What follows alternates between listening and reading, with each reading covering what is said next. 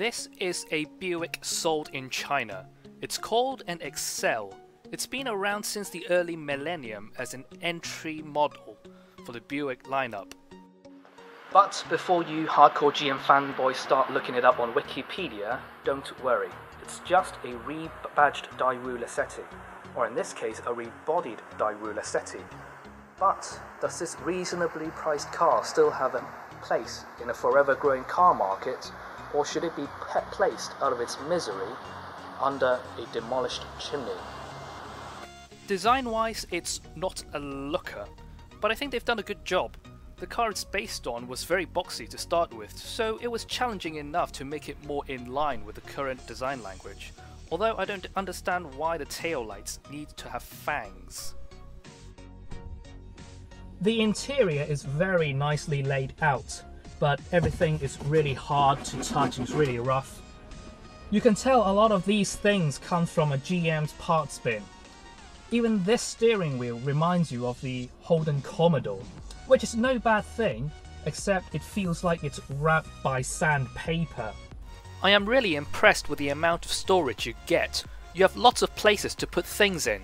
Although the place to put your sunglasses is definitely an afterthought.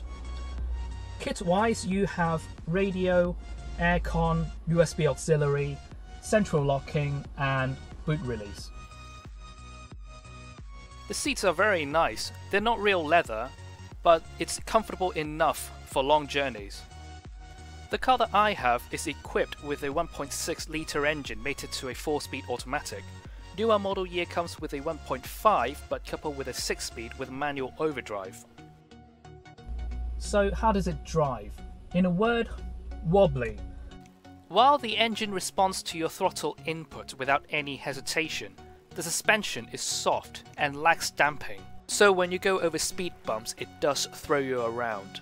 And also because of that, when you dial it into a corner, it does roll a lot. So back to the question, is it still relevant in a rapidly growing car market?